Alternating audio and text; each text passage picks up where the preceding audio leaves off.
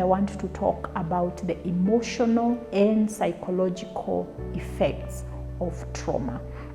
Now, we will talk about how the traumatic experiences you've gone through in your life, how you internalized them, and how they show up now in your life. Number one, there is the issue of denial. And denial is where we refuse to look at the experiences we've had in the past because we are afraid of the pain that they are going to trigger in us. So in other words, denial is a way of managing the pain that we associate with the memory of a traumatic event. So you refuse to go there because you are afraid that if you do, then you are going to experience the pain, and you don't want to do that. Number two, there is anger. Sometimes we've become very angry and bitter because of a situation that happened in the past. And so we are not able to experience freedom. I have met enough people who have this bitter anger towards life, towards people, towards themselves, towards God, because of a traumatic experience that happened to them. And so they kind of go into life with a lot of anger and a lot of defensiveness because of the fact that they feel so unsafe, because that is what trauma does to us. It takes away that sense of safety. The other thing that is associated to emotional effects of trauma is fear. So now there is a lot of anxiety. Fear triggers anxiety, so you feel restless. If you do not know how things are going to work out, you are not at peace. You have a lot of restlessness, and you want to know, you need to be clear about what is going to happen. And so you struggle with the fear of the unknown, fear of things that happened in the past happening to you. And so how do you behave? Again, you become very defensive in your talking. You become defensive in the way that you relate to people. Anytime you are triggered to feel those feelings, then you immediately go into self-preservation mode, where you are either going to attack someone because you are afraid they are going to attack you, or you are going to run away from them because you are afraid that they are going to hurt you. The other thing is shame. Shame and guilt.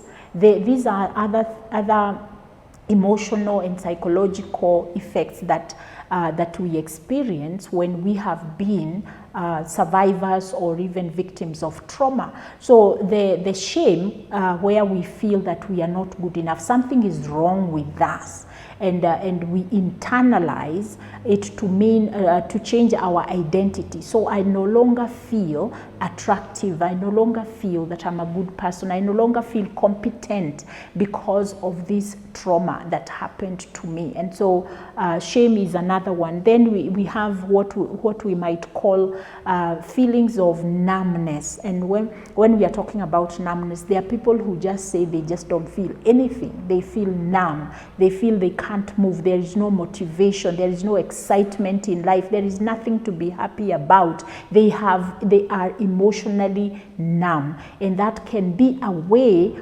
also of probably even protecting themselves, a way of coping with life. So I don't want to feel anything because feeling causes me to feel pain. Then we have issues of hopelessness and helplessness. Now we do know that survivors or victims of trauma, they might develop what we call learned helplessness, because somehow, because of the compromising situation that caused them to feel there is no safety, then they begin to feel like they have no control. And so they just allow things to happen to them. They don't have boundaries with themselves. They don't have boundaries with others.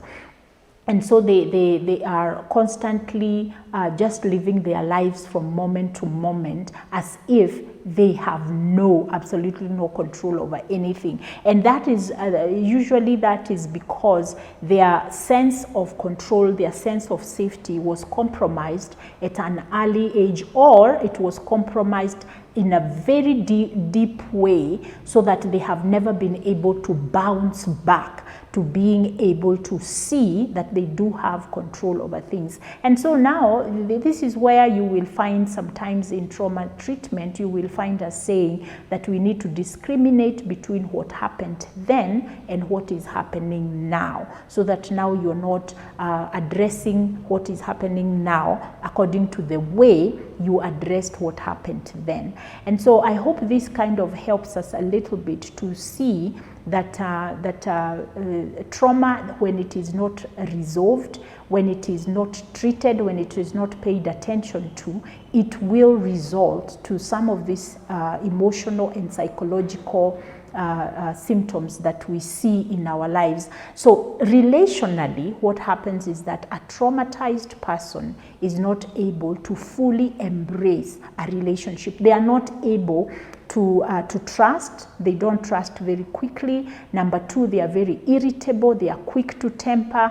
They are depressed. They tend to be very negative about themselves. They are judgmental. They don't see a lot of good in people, and that's what we might call, they become pessimists. And then you might find among those people there is an issue of letting the difficulty to let go of things that are negative. So they keep holding on to negative things, and it's very difficult for them to repair the relationships they are in. So if you have not subscribed, I would like to encourage you to hit the subscribe button. If you need to reach me, my phone number is on the screen. I would be glad to help you process some of the traumatic experiences you've had, especially if the things I have shared as psychological effects of trauma are real to you.